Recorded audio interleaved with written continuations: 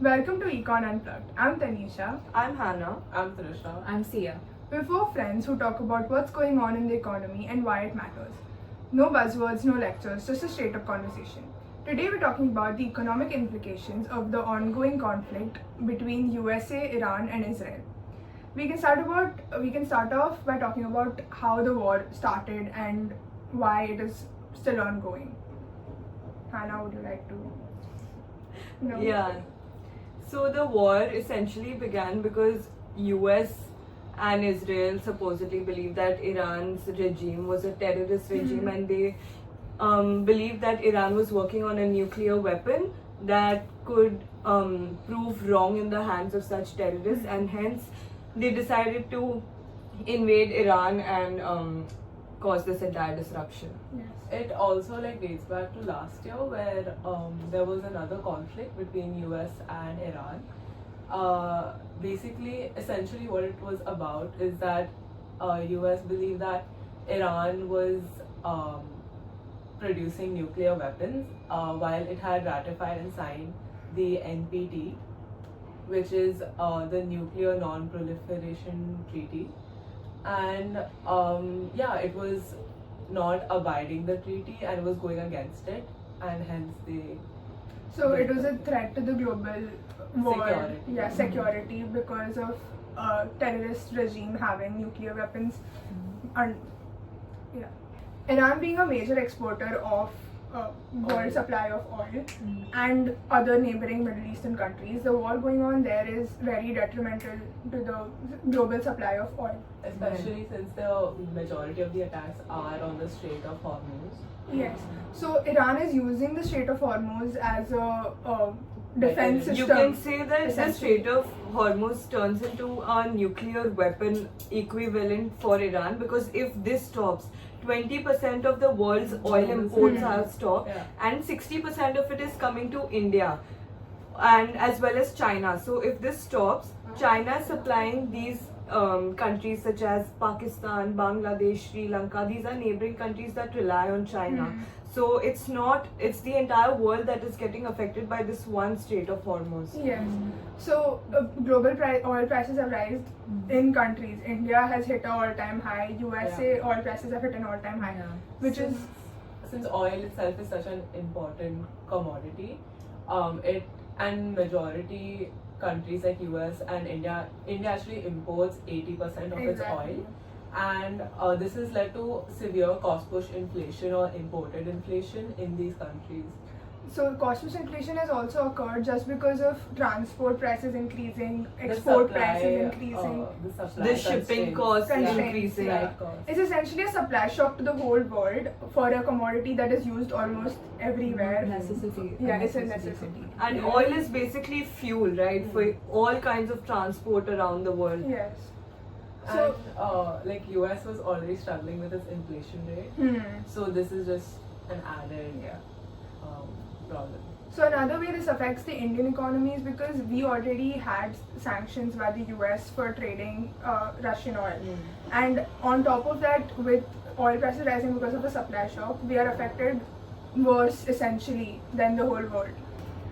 So the supply shocks of oil have also affected major essential industries in many of the economies, such as India, like aviation, paint industry, solvents, chemicals, which is Even eateries are actually suffering. Yes. because Yeah, of it. the LPG costs have gone up by 60 rupees in India.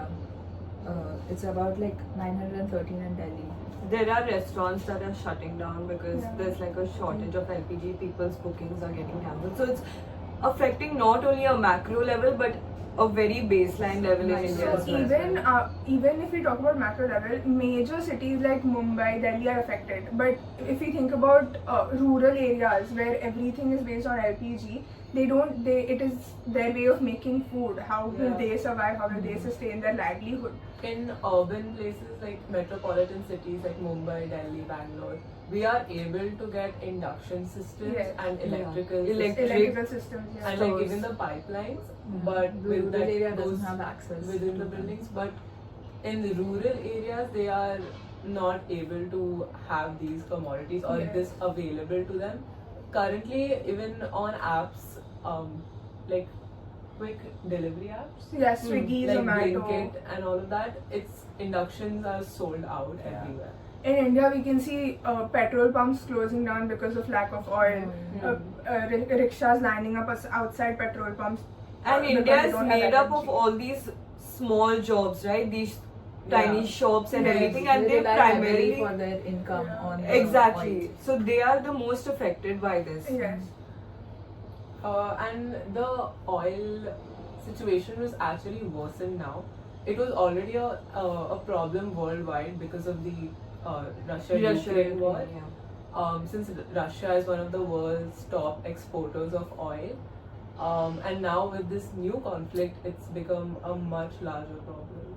And in response to this entire market disruption of oil, the US advised India to buy Russian oil. The US removed For sanctions Yes. for 30 days and pleaded India to buy Russian oil. Yeah, to maintain global price levels because prices are rising by a lot. So if India maintains demand from the Russian oil reserves, the global price will remain stable. And somewhere the inflation remains stable Yes, as well. inflation remains stable. Yes. Oil as discussed, being a necessity in the world, it has affected a lot of supply chains. Like future plans of industries, companies are being affected, which could affect economic growth in the future. Japan's Prime Minister recently condemned the Iran conflict for this exact reason, affecting global economic growth and pushing it back by a lot. So even because of the insurance costs are going really high because the Middle East is really like it's prone to attacks. Like something because of the war. So because of that, the cost push inflation in the Middle East regions are also rising by a lot. People who actually buy insurance, which is like a very important asset for the company to Yes. have. Yeah. So people being covered by insurance might reduce, and companies might actually be hesitant. Like insurance companies may be hesitant to give like the plan to companies in the Middle East. So it is also affecting shipping insurance costs rising, which is a external cost to the oil reserve companies, whatever. Which affects them negatively. So because of the ongoing war, trade routes are also being affected. They're unstable, they're unsafe, even for all the countries around, which will affect a lot of the other trades going out, other essential goods coming out of the Middle East Other or going exports into the that Middle are East. affected by this entire Yeah. oil thing. We also risk cargo being damaged, like the Yes. actual products. A being lot damaged. of expensive machinery, expensive equipment being damaged. Just for trade of other, not only of the Middle Eastern countries, but other countries that have passing through there. In a recent intervention, like Iran allowed Indian shippings to go by, right? Yeah, that is because of India's Political standing with Iran is neutral. So the war essentially affects the dollar's dominance in the foreign exchange market, known as the petrodollar scheme. Would you like to System, explain yeah. what that is? So in 1974, US made an agreement with Saudi Arabia to, in exchange for military and protection, the Saudi Arabia would trade all their oil in dollars. And like since Saudi Arabia was the leader of OPEC, like a lot of other countries followed behind. So majority of the oil is traded in dollars right now. So And it's oil throughout the world. It's not just Saudi Arabia, but the Middle East, Iran, all of these countries are trading majorly in US dollars. So Iran is one of the top oil exporters in the OPEC, and its number one buyer is China. And Iran is basically exporting a lot to China, right? Originally, this trade would happen in the US dollars, but now Iran is selling oil to China in exchange for yuan, that is the Chinese currency, which is also causing threat to the US because the US's currency is essentially depreciating. yeah, so what this did was it created an issue for the dominance of the US dollar, which dollar. is very prominent in the whole world. so they were scared that once Iran starts trading in yuan, other countries might Will follow get suit. encouraged to do so. Yeah. Like, And also, it weakens US's financial influence in the world. But they set up barter systems, and they trade in yuan, and they do shadow trade systems, all which go against the petrodollar. so Russia and India had also started trading parts of their oil exports in the Russian currency, which is ruble. So with advancements like this, other countries like in Europe, Southeast Asia, Australia, if they start doing this, the global dominance of US petrol dollar will reduce by a lot, affecting the financial condition of the US. This is Essentially. also So, it's like, This is also a reason why US a few months ago had heavily tariffed India, right? Yes. Because India was buying Russian oil despite the fact that basically it was a threat to US because they were trading in rubles. Yes. also, the reason why this negatively may affect the US is because the demand for the USD decreases, which then hinders the US dollar appreciating. And the US is already struggling with a high trade deficit.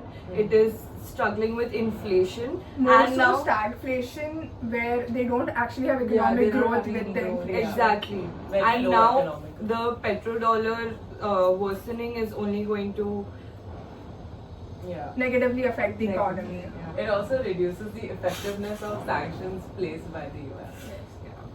So when we talk about market volatility, we've seen that Sensex has dropped over 6,000 points, leading to almost 52,000 crore rupees being lost by Indian investors or global investors in the stock market. Which is a major issue for economic growth, earnings, income for these investors who are involved in major industries in the economy. And a lot, usually these investors are made up of a lot of the middle class people as well. So then it is. Yes. So daily household incomes being affected is a major issue. And that coupled with again the LPG price hikes, it really makes Inflation. it really makes it difficult to be in this country. Yeah, it's a difficult time right now for household. But also on March 9 alone, Nifty 50 crashed by 3%. So what Nifty 50 is the top 50 companies. 50 companies in the country, which just shows how much of a How economic yeah. impact it has caused in the Indian economy.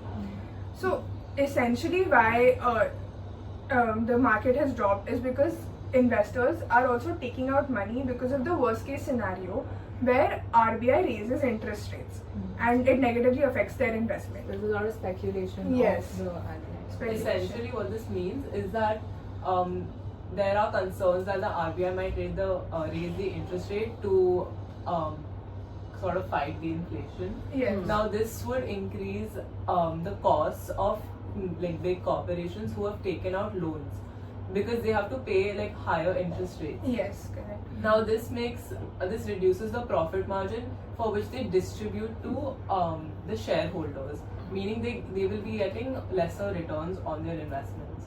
So, which is why people are pulling out from the stock market. So another thing is RBI has almost sold 11 billion in foreign reserves of dollars to maintain the foreign exchange rate of the rupee and prevent a crash of the Indian rupee basically, which has affected the FII outflows, which is foreign institutional investors. So because India is an emerging market, we are not fully developed, it is a risky country to be investing in during wartime. And especially not only the Middle Eastern war which is affecting it, even neighboring countries, Pakistan, Afghanistan being in a war, is also a risky state for investors to be putting their money in this country. So almost 52,000 rupee crores has come out of India and gone into other safe havens like gold or US dollars. US dollars. Also, foreign direct investment is speculated to be reduced now, since it's not really a great time to be investing. Right. So prices. What we can conclude from this is that prices are low. At this point, stock prices are low, and people would best see it for themselves to buy more. However, this is not financial We are not advice. advising anyone. Invest at your own There is, risk. there is a very high chance that the stock prices will fall lower, meaning people may make a greater loss before they hopefully make a profit. Yes. Okay. When we talk about outflows going into safe havens such as gold, it is because gold is always an appreciating commodity. In the history of gold existing as an investment, it has never depreciated once. And with high prices right now, prices are expected to always keep rising. The only sensible thing to do with gold is to in situations like these is to invest in safe havens like Yes. gold. Also, US Treasury bonds are such a safe haven because the US economy is a developed economy, having enough Stability. stability to pay back these Treasury bonds. India in this war has maintained a neutral stance, and that may be a positive right now, but it may also have negative implications in the future. So when we talk about positive implications right now, Iran being an ally has let Indian oil ships go through the Strait of Hormuz. Even we're also getting Russian oil ships to maintain the supply of oil in India. India may seem like it's in quite a conflicting position amongst this US-Iran conflict because it becomes very difficult to take a complete stance for or against anything because we're strategic partners with the US, with Israel, as well as Iran. So if India comes in support of Iran, it's going to be problematic towards the US. But one thing we know is that India and Russia have always been quite strong. India has always helped countries, whether it was Israel during the Palestine wala war or conflict, or it was Africa, whatever, these small countries, or its help is everywhere. So I think India is in quite a good position. Yeah, we They can see always adopt a very neutral stance, but also show It's us well support. thought of. Yeah. But in the future, this could have negative complications with USA, because if we're supporting Iran, Iran is supporting us. USA might view that as a negative thing, supporting a terrorist country, making relations with US more constrained or Becoming increasing somewhat the allies with- already imposed sanctions like tariffs. But I feel like making these kind of neutral relationships also helps the world look at India as a reliable partner. Yes. In these few months, I think US has somehow proved itself an unreliable partner because of all the war and destruction that's happening. So I think India's decisions will not only benefit it politically but also economically. I think we're We fending for might be in a ourselves. good Trade position. Good trade relations. But this could also be somewhat backfire on us because if we play goody with everyone, then some countries may view us as quite the opposite, untrusty, because we don't really pick sides. Another thing is, because India imports so much of its resources like oil, gold, and essential resources like food, medical, having good trade relations with every country makes it safer for the Indian population. Yeah. Civility. India is civilians. I'll take whatever I have to take. The war still continues, but my position here is very secure Yes. for now. So another thing we can talk about, which is an imminent threat, is World War III and the parallels of the start of the World War II and the condition we're in right now. Well, we can see this with prior to World War II, there was a peace organization called the LON, the League of Nations. Today, historians say that the UN, the United Nations, is somewhat modeling the LON. Both were majorly funded by the USA, and so often hesitate to speak against the nation. Yes. So the issue with LON was when it helped in smaller conflicts, but with bigger conflict with larger countries, they couldn't create a difference or make an impact. Impactful Which is- decision. Yeah, Yeah. which is reoccurring right now with the UN, UN. where in a war with USA and Iran, UN stand doesn't matter. Like Yeah. nobody's actually listening to them or what they have to say. While Even the UN was actually like designed looking at World War One, Hmm. hoping that war doesn't escalate to this scale, Yes. and that is exactly it's mirroring what the League of Nations was Hmm. supposedly doing. So another thing that parallels is the arms race. Right now it's called the nuclear arm race. I would like to add something. Yes. So even with the veto powers in the LON and the UN, it's a very similar problem we've seen. Hmm. During the LON, actually a very major country, I think Germany was not a part of the LON for the longest time. And there were many resolutions which could not be passed because of veto powers, because it would somewhat speak against the country. We've seen that today as well, where I think 16 countries or so voted for a resolution For a ceasefire. ceasefire, but a singular vote, I think by the United States, United States. it completely deferred the resolution. Yes. So another parallel we can talk about is the arms race in World War II and the current nuclear arms race going on. So the initial conflict between USA and Iran was the Iran developing nuclear weapons. Now today, 8 to 9 countries have nuclear weapons in the world, which could essentially end the entire world, which is Yeah. the threat of World War III. We've already seen the damage done in Hiroshima and Nagasaki. Yes. Yeah, By and the similar US. damage is being inflicted now because of the black rain that's happening in Iran. Basically, US was attacking oil refineries in Iran, because of which there was this cloud of black smoke in the air, and whenever it rained down black rain, and this has adverse effects. Like, one is the obviously when you are increasing when you are inhaling it, there's the implications on your skin, but other than that, there's like that rain is falling on agricultural Yeah, like land. natural resources being affected, Foodstuffs. like water, food. Yeah, so your food is affected, and then those particles are somewhat radioactive, so it is going to stay in stay your in the ecosystem for In the ecosystem. essentially a long time. Another parallel was small countries getting initially involved in the war with backup of larger countries. Like today, we know that almost 16 countries in the Middle Eastern Strait are in war right now, but they're backed by large countries like USA, Russia, China. So it's essentially a war between these Larger nations. major nations. Who then sort of play it out with Other countries, yes. So we could say we're in a world war because a lot of the major countries are already Yeah. involved in the war. Yeah. But this was almost there ever since the Russia-Ukraine conflict started, right? In the Russia-Ukraine conflict, it was majorly between Russia and A bunch of other USA. countries. Yeah, Ah, it it was a lot was- of countries who supported Ukraine. A lot of countries supported Ukraine, but they never actually got involved in the war.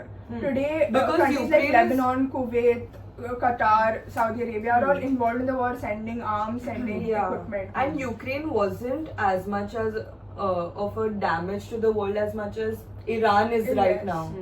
Another issue that comes up with the war is the future implications of it on natural resources such as oil reserves. Yeah. Middle East being such an important part of the world, hoarding or having these resources, oil reserves, and bombs on such These these spots. places, will negatively affect future Yeah. supplies. It might even destroying equipment which is required to extract oil.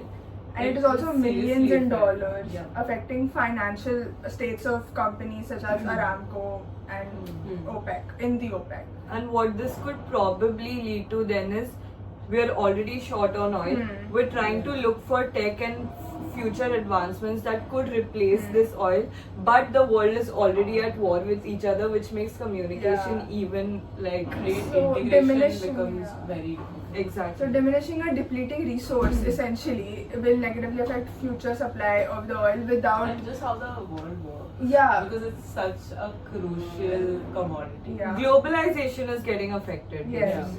So, and right now we don't have alternative resources efficiently supplied to the world or at a lower price. And such they're all as going oil. to come in the long run. Yeah, in the long run.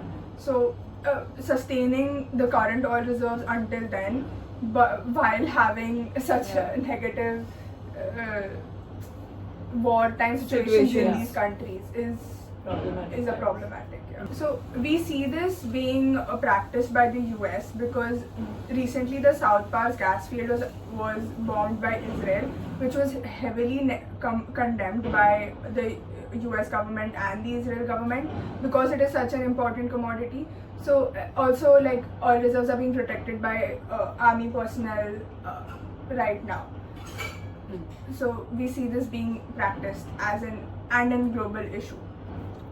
To conclude this episode, we talked about how and why the war started, the economic implications on the whole world regarding oil prices, cost plus inflation, the petrodollar system being affected, and the LPG resource being negatively affected in the world.